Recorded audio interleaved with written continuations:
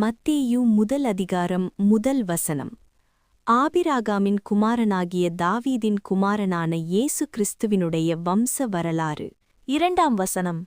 ஆபிராகாம் ஈசாக்கை பெற்றான். ஈசாக்கு யாக்கோபை பெற்றான். யாக்கோபு யூதாவையும் அவன் சகோதரரையும் பெற்றான். 3ஆம் வசனம். யூதா பாரேசையும் சாராவையும் தாமாரினிடத்தில் பெற்றான். பாரேஸ் எஸ்ரோமை பெற்றான். எஸ்ரோம் ஆராமை பெற்றான். 4ஆம் வசனம். ஆராம் அம்மினதாபை பெற்றான். அம்மினதாப் நகசோனை பெற்றான். நகசோன் சல்மோனை பெற்றான். 5ஆம் வசனம். சல்மோன் போவாஸை ராகாபினிடத்தில் பெற்றான். போவாஸ் ஓபேதை ரூத்தினிடத்தில் பெற்றான். ஓபேத் ஈசாயை பெற்றான். 6ஆம் வசனம். ஈசாய் தாவீது ராஜாவை பெற்றான். தாவீது ராஜா ஊரியாவின் மனைவியாயிருந்தவளிடத்தில் சாலமோனை பெற்றான். 7ஆம் வசனம். சாலமோன் ரெகோபெயாமை பெற்றான். ரெகோபெயாம் அபியாவை பெற்றான். அபியா ஆசாவை பெற்றான். 8ஆம் வசனம். ஆசா யோசபாத்தை பெற்றான். யோசபாத் யோராமை பெற்றான். யோராம் உசியாவை பெற்றான். 9ஆம் வசனம். உசியா யோதாமை பெற்றான். யோதாம் ஆகாஸை பெற்றான். ஆகாஸ் எசேக்கியாவை பெற்றான். 10ஆம் வசனம். எசேக்கியா மனாசேயை பெற்றான். மனாசே ஆமோனை பெற்றான். ஆமோன் யோசியாவை பெற்றான். 11ஆம் வசனம். பாபிலோனுக்கு சிறைப்பட்டு போகும் காலத்தில் யோசியா எகோனியாவையும் அவனுடைய சகோதரரையும் பெற்றான். 12ஆம் வசனம். பாபிலோனுக்கு சிறைப்பட்டு போன பின்பு எகோனியா சலாத்தியேலை பெற்றான். சலாத்தியேல் சொரோபாபேலை பெற்றான். 13ஆம் வசனம். சொரோபாபேல் அபியூதை பெற்றான். அபியூத் எலியாக்கீமை பெற்றான். எலியாக்கீம் ஆசோரை பெற்றான். 14ஆம் வசனம். ஆசோர் சாதோக்கை பெற்றான். சாதோக்கு ஆகீமை பெற்றான். ஆகீம் எலியூதை பெற்றான். 15ஆம் வசனம். எலியுத்து எலெயாசாரை பெற்றான்.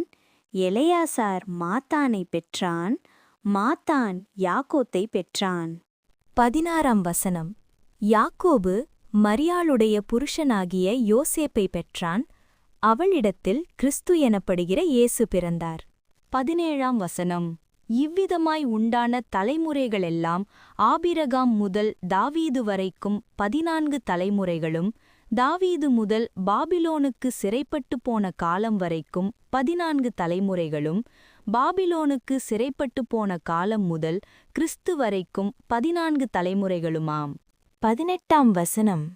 இயேசு கிறிஸ்துவினுடைய ஜனனத்தின் விவரமாவது, அவருடைய தாயாகிய மரியாள் யோசேப்புக்கு நியமிக்கப்பட்டிருக்கையில் அவர்கள் கூடிவரும் முன்னே அவள் பரிசுத்த ஆவியினாலே கர்ப்பவதியானாள் என்று காணப்பட்டது. 19ஆம் வசனம்.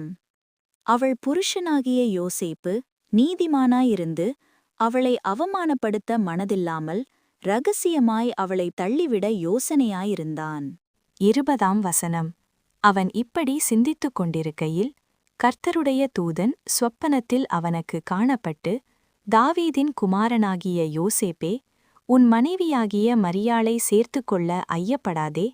அவளிடத்தில் உற்பத்தியாயிருக்கிறது பரிசுத்த ஆவியினால் உண்டானது. 21ஆம் வசனம். அவள் ஒரு குமாரனை பெறுவாள். அவருக்கு இயேசு என்று பெயரிடுவாயாக. ஏனெனில் அவர் தமது ஜனங்களின் பாவங்களை நீக்கி அவர்களை இரட்சிப்பாள் என்றான்.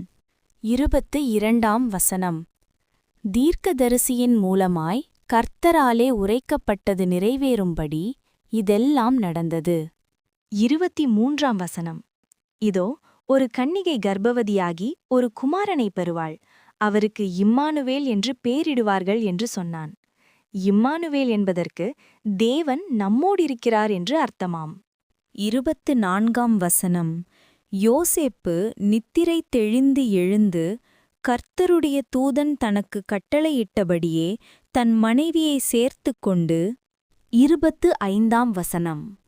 அவன் தன் முதற்பேறான குமாரனை பெருமளவும் அவளை அறியாதிருந்து அவருக்கு இயேசு என்று பெயரிட்டான்.